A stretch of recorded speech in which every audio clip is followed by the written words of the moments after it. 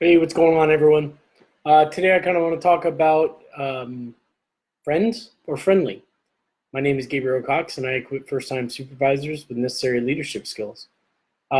There's always that issue of when you take on a new supervisory role of being friends. You like to be friendly. That's great. The fact is that you are in a new job and you have new expectations set forth of you by your boss. And a lot of us just want to get along with everybody. In some cases, you might have been promoted from within, which means that a lot of your direct reports are now, or used to be peers. So maybe you guys were great friends before and now you're the boss. So how do you navigate that problem? How do you navigate that challenge? As a new supervisor, like I mentioned, new things are expected of you. And it is required that you treat everyone equally. And the fact that you can't be really close with somebody without sacrificing someone else. So I want to talk about why it's important to move from being friends to just being friendly. So all over the place, you recognize in the workplace that people joke, they have fun, they do all this stuff, and that's great, that's really cool. But what happens to the team when people are getting too close, when they start to show favoritism or they start to give certain benefits to a person that they're a little closer to? It breaks down trust. It breaks down trust in the supervisor, and it breaks down trust in the team, and can oftentimes lead to conflict within the team. And so as a supervisor, you want to treat people equally. And what I mean by that is that it's by nature, you're not going to treat a friend the same as you would a direct report. And that comes without even knowing you're doing it. It could be the way you talk, the shifts that you give, whatever it is. And so, what does a supervisor do? It's important to recognize the difference between a boss and a friend. Okay? Friendship is supportive. And so as humans, we want to connect with others. And so when you have a friend, you use that friendship to support yourself, you support them. Unfortunately, that support is not what drives your boss. That's not what keeps them going. They have objectives, they have projects they have to get done. And so the support normally will go about as far as that. And so keep in mind that your friendship is to support another person, whereas being a boss, you have a whole different objective. You also, friends are typically equal. And what I mean by that is that I don't consider myself any better than any of my friends. I don't consider myself better than a whole lot of other people. But speaking about friends, friends are equal, and a boss is not. A boss is not equal. They're your supervisor. When the time is called upon for them to hold your feet to the fire, for them to talk about accountability or do give you a hard assignment, I should say. The boss is not going to treat you as equally as a friend. Does that make sense? Certainly hope so. The other thing to keep in mind is that friends accept each other as they are. They don't do annual reviews, okay? Your boss should be doing annual reviews. As the boss, you are giving annual reviews. You don't review your friends. You don't go along and say how they're meeting the standard or deviating from the standard.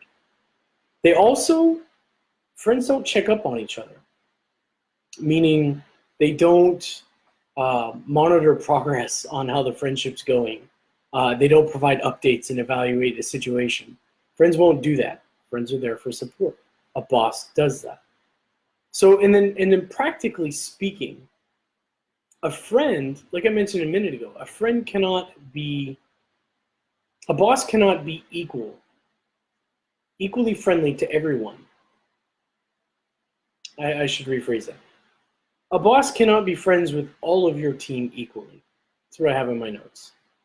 So what I mean by that is at some point, the boss is going to point to someone and say, you're going to do this, and you're going to be like, yeah, but wait, we're friends. We're cool. So what do we do about this? How do we handle the situation? It's it's pretty challenging. But what you want to do, one, is you want to establish guidelines. Okay, this can be done right off the bat. Establishing guidelines allows for equal treatment, and it allows equal treatment across the team. And so, when you first take on a job, when you take on a role as a supervisor, go in and express what it is you are trying to do as the boss. Change your role, and that goes with defining your expectations as the supervisor. You want to focus on the job, not whether the people like you or not. It's a very difficult task. We get caught up in whether people like us or not, or what they're doing, or what do they think if I give them a tough assignment, whatever it is. But when you define the expectations, this is my leadership style, this is what I expect from everybody, and those expectations are up front, it really kind of sets that boundary. And finally, and most importantly, address the issues early. And this means that there are gray areas all over when it comes to being friends or friendly. But if there's a gray area with what you are going to laugh about in a joke or not, get rid of that gray area. Make sure that they understand that you're not going to joke with me about this type of thing, whatever it is. Otherwise, people might stop listening to you. If you are wishy-washy on how you are with one person as opposed to another, then they're just going to shut down and stop listening to you. And one final note that I'd like to bring up is that always, at all times, maintain professional behavior. And this is easier said than done. But jokes are funny. Everybody tells them. But watch your audience. Keep an eye on who you're speaking, what you're speaking about, who you're speaking in front of.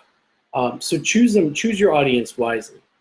And dress appropriately. Make sure that you are, in the military, look, man, you get to a certain point and wrinkly uniforms aren't acceptable. And so dress appropriately to your position. If it's expected for you not to come in coveralls, or you're expected to come in a tie, make sure that you are dressing the part. And last but not least, I mentioned a second ago, avoid the inappropriate jokes. I've had a lot of conversations with a lot of supervisors over the past few months, and a lot of that is based around telling inappropriate jokes in the workplace. Everybody tells inappropriate jokes. It's very challenging not to, certainly if you go from being a normal everyday worker up into a supervisory position. People are going to try to get you. They're going to try to poke at you to see what you're going to do, to see if you're going to revert back to the old you. Not saying that's a bad way to be. I'm not saying the old you is not good. What I'm saying is that they're going to see if they can get away with it around you. And that's a tough thing.